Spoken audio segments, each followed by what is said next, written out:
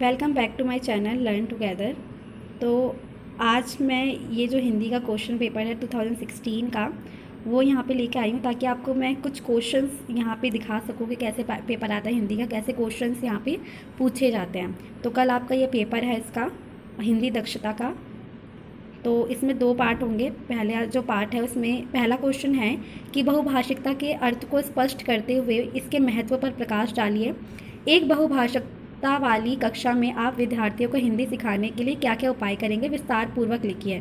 ये 10 नंबर का जो क्वेश्चन है और इसे कैसे डिवाइड करना है। 3 नंबर में आपको बताना है कि बहुभाषिकता क्या होता है, फिर 3 नंबर में आपको इसका महत्व बताना है और 4 नंबर में आपको ये बताना है कि आप क्लासरूम में कैसे बहुभाषिकता वाली जो कक्षा है उसमें हिंदी सिखाने के लिए आप क्या क्या करोगे। तो ये आपको यहाँ पे 10 नंबर में बताना है। उसके बाद जो सेकंड क्वेश्चन है वो है भाषा सौंदर्य से आप क्या समझते हैं। कक्षा 7वीं के लिए अलंकार शिक्षण पर एक पाठ योजना तैयार कीजिए। इस क्वेश्चन का आंसर मैंने अपने जो वीडियो है उसमें आपको करके भी बताया है। इसमें पाठ योजना भी लिख के मैंने आपको अच्छे से बताया, तो आप वहाँ से इसका आंसर देख सकते हो। उसके बाद है भाषा और साहित्य तथा साहित्य और समाज के बीच परस्पर संबंध की चर्चा करते हुए रीति काल की विशेषताओं पर प्रकाश डालिए। तो इसमें पहले तो बताना है भाषा और साहित्य का क्या संबंध है 3 नंबर में, फिर बताना है साहित्य और समाज के बीच परस्पर क्या संबंध है, ये भी 3 नंबर में, फिर आपको रीति काल की जो विशेषताएं हैं उसको उसके बारे में बताना है। तो इस तरीके से आपको यहाँ पे 3 पार्ट में डिवाइड करके इसका आंसर बताना है। उसके बाद अथवा में जो क्वेश्चन है वो है बाल साहित्य क्या है, इसकी आवश्यकता बालकों के लिए क्यों है, विभिन्न प्रकार के बाल साहित्य की सउदाहरण चर्चा कीजिए। इसका भी आंसर मैंने आपको जो मेरी पहली वीडियो है हिंदी की उसमें देख सकते हो आप कि बाल साहित्य क्या है, आपको 3 नंबर में ये बताना है। फिर उसके बाद 3 नंबर में इसकी आवश्यकता और 4 नंबर में उदाहरण के साथ आपको बताना है कि कितने प्रकार होते हैं बाल साहित्य के। तो इसका आंसर मैंने आपको उसमें बताया है, 2 प्रकार के होते हैं, कथ्य के आधार पर और दूसरा जो है विधा के आधार पर। उसके बाद है चौथा निदानात्मक और आलोचनात्मक चिंतन किसे कहा जाता है। बच्चों में इन कौशलों के विकास के लिए आप किस प्रकार के प्रयास करेंगे। तो निदानात्मक जो होता है वो होता है कि जैसे जो टीचर होती है पहले क्या करती है कि जो भी बच्चे में रोग है या दोष है उसका पता लगाती है, फिर उसके बाद देखती है कि पहचान करने के बाद पता लगाती है कि क्या कारण है और उसको दूर करने के फिर वहाँ पे उपाय सोचते हैं। तो ये निदानात्मक चिंतन हो गया। फिर आलोचनात्मक चिंतन क्या हो गया, जो फिर उसके बाद आलोचनात्मक चिंतन है। आलोचनात्मक चिंतन में जो भी व्यक्ति ऐसा नहीं है कि कुछ भी बताया उसको उसने विश्वास कर लिया, अगर कोई भी तथ्य है उसको वो पहले क्या करेगा, जांचेगा, परखेगा और उसके गुण दोषों को वो वहाँ पे देखेगा, उसके बाद उसको स्वीकार करेगा। तो ये आलोचनात्मक चिंतन होता है। बच्चों में इन कौशलों के विकास के लिए आप किस प्रकार के प्रयास कर सकते हैं। बच्चों को हम आलोचनात्मक करने के लिए तुलना दे सकते हैं कि कोई भी कविता और कहानी है उसकी तुलना करने के लिए कह सकते हैं। तो इस तरीके से आपको उपाय यहाँ पे लिखने पड़ेंगे 4। उसके बाद है चिंतन कौशल क्या है। चिंतन कौशल के महत्व पर प्रकाश डालते हुए चिंतन कौशल की किन्हीं 4 विधियों की चर्चा कीजिए। तो आप यहाँ देख रहे हो कि जो पहला क्वेश्चन था वो भी चिंतन कौशल के ऊपर ही था और दूसरा जो अथवा में क्वेश्चन है वो भी चिंतन कौशल के ऊपर ही है।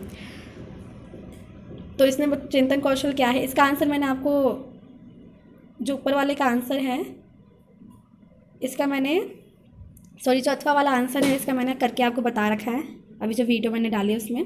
उसके बाद है पत्रकारिता क्या है, आज के युग में पत्रकारिता क्यों महत्वपूर्ण है, एक अच्छी पत्रकारिता की किन्हीं 10 विशेषताओं पर प्रकाश डालिए।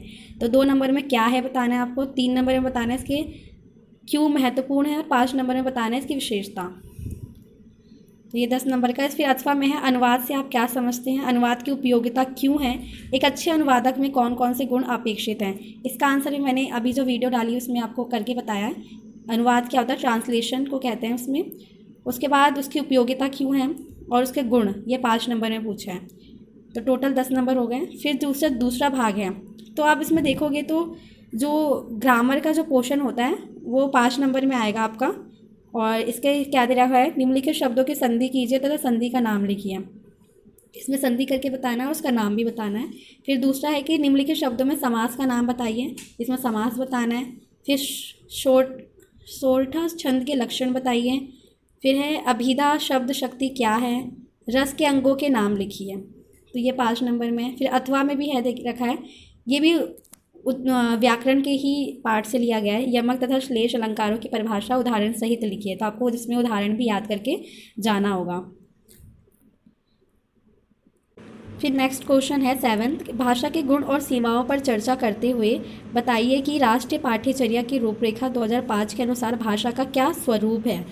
तो इसमें कैसे कर रखा है इन्होंने, 1.5 नंबर में इसके गुण बताने हैं, 1.5 नंबर में इसकी सीमाएं बतानी है और 2 नंबर में आपको बताना है कि जो NCF 2005 है उसके अनुसार भाषा का क्या स्वरूप है। इस तरीके से 5 नंबर पे आपको इसको एक्सप्लेन करके लिखना पड़ेगा। फिर जो अथवा में क्वेश्चन है वो है त्रिभाषा सूत्र की संकल्पना एवं क्रियान्वयन पर टिप्पणी की लिखिए। कि पहले तो हमें बताना है कि इसकी संकल्पना क्या है, कि त्रिभाषा सूत्र है क्या, फिर इसका क्रियान्वयन के लिए क्या क्या किया गया वो यहाँ पे आपको बताना है। 5 नंबर का क्वेश्चन है ये। उसके बाद है 8वां क्वेश्चन है सूरदास और तुलसीदास के साहित्य की विशेषताओं पर प्रकाश डालते हुए बताइए कि आप दोनों में किसे श्रेष्ठ मानते हैं और क्यों। ये क्वेश्चन आने के बहुत चांसेस लग रहे हैं मुझे, क्योंकि इसमें आपको खुद सोच समझ के चिंतन करके बताना है। तो सूरदास और तुलसीदास के साहित्य की विशेषता आपको बताना है 2 नंबर में। उसके बाद आप इसे क्यों किसको श्रेष्ठ मानते हो उसकी वहाँ पे आपको पक्ष में कुछ पॉइंट्स लिखने पड़ेंगे 3 नंबर में। उसके बाद जो 9वां क्वेश्चन वो है प्राथमिक स्तर पर समस्या एवं सृजनात्मक चिंतन कौशल के विकास के लिए हमें किस प्रकार की शिक्षण अधिगम क्रियाओं का आयोजन करना चाहिए। तो ये फिर से चिंतन कौशल के ही ऊपर है। तो 3 क्वेश्चंस इसमें चिंतन कौशल के ऊपर ही आया है।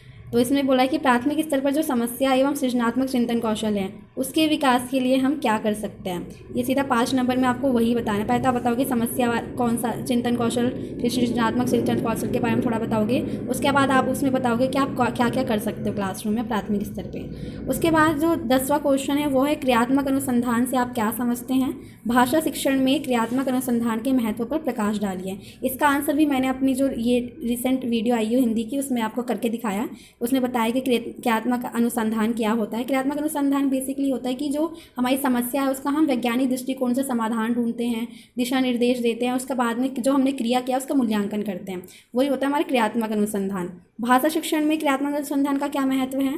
तो भाषा शिक्षण में इसका महत्व ही बताया मैंने कि जो वर्तनी है या व्याकरण से संबंधित जो भी दोष हैं बच्चों में उसका पता लगाने के लिए हम अनुसंधान कर सकते हैं, उसमें सुधार आ सकता है, इससे बच्चों में रुचि उत्पन्न हो सकती है।